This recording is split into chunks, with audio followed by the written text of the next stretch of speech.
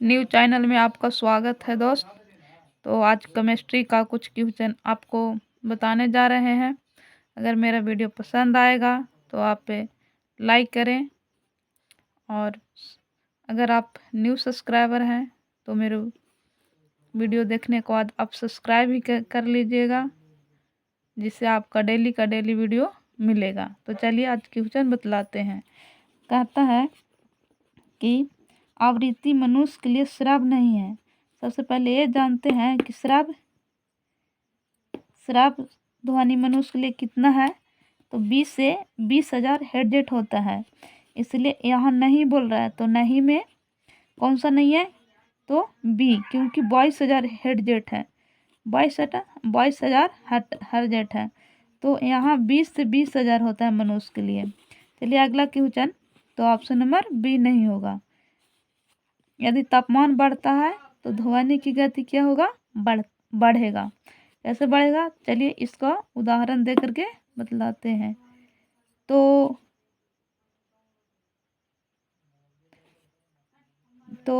चलिए, जैसे देखते होंगे गर्मी के दिन में अधिक धूप उगता है, तो उसमें ध्वनि अधिक दूर तक सुनाई देता है। चलिए अगला क्वेश्चन, दिए गए एक तापमान पर ध्वनि की गति ... अधिकतम होती है, तो किसमें अधिकतम होती है, तो 4 ऑप्शन दिया है, स्टील, एल्युमिनियम, निकेल, आयरन। तो इस एल्युमिनियम में अधिकतम होता है। निम्नलिखित में से किस माध्यम में ध्वनि किसी विशेष तापमान पर सबसे तेज यात्रा करती है, तो लोहा में सबसे तेज यात्रा करती है, जैसे ठोस में सबसे तेज करती है। निम्नलिखित में से किस प्रकार की किरणें पृथ्वी के वायुमंडल में प्रवेश नहीं करती है, तो पराबैंगनी किरण प्रवेश नहीं करती है। संपीड़नों का निर्माण उस स्थान पर होता है जहां वायु दाब क्या होता है, उच्च होता है। क्या होता है, तो उच्च होता है। अगला चलिए क्वेश्चन ले लेते हैं। कण विक्षोभ के प्रसार की दिशा के लंबवत ऊपर और नीचे दोलन करते हैं, जहां किस प्रकार की तरंग पर चर्चा की गई है, तो इसका आंसर होगा अनुप्रस्थ तरंग।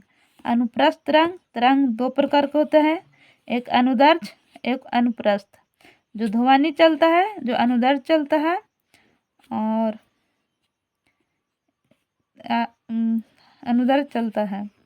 ध्वनि तरंग की विशेषता नहीं है, तो इसमें कौन सा विशेषता नहीं है, तो वेग, आयाम है, आवृत्ति है, वेग है, लेकिन हर्ट्ज नहीं है।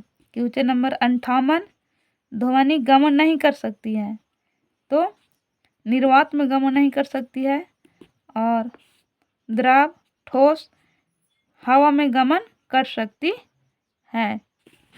चलिए नेक्स्ट क्वेश्चन देखते हैं। कहता है ध्वनि ...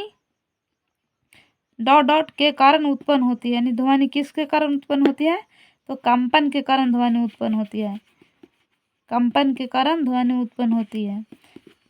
निम्नलिखित की भिन्नता के कारण स्पीडन और विरलीकरण उत्पन्न होती है, तो ये होगा हवा का दबाव। ध्वनि की तीव्रता किससे मापते हैं, तो डेसिबल से ध्वनि की तीव्रता को मापते हैं। ध्वनि तरंग की आवृत्ति मापने का मानक इकाई क्या है, तो हर्ट्ज है। कहता है क्वेश्चन नंबर 64, एक सोनार में मौजूद मुख्य उपकरण क्या है, जिसका उपयोग पानी के नीचे मौजूद की दूरी, दिशा, गति पता लगाने के लिए किया जाता है, तो ये होगा ट्रांसमीटर और डिटेक्टर। इसे दूरी पता लगाया जा सकता है। रेडियो द्वारा उत्पादित ध्वनि से बढ़ती है, आयाम बढ़ने से रेडियो द्वारा उत्पादित ध्वनि बढ़ती है। तरंग चाल, क्वेश्चन नंबर 67, तरंग चाल, आयाम, तरंगदैर्ध्य और आवृत्ति सभी को क्या कहा जाता है, तो तरंग की विशेषता कहा जाता है। अगला क्वेश्चन है ... एक मात्रा है जो एक तरंग की प्राकृतिक वर्णन नहीं करती है। तो इसका आंसर होगा ऊंचाई।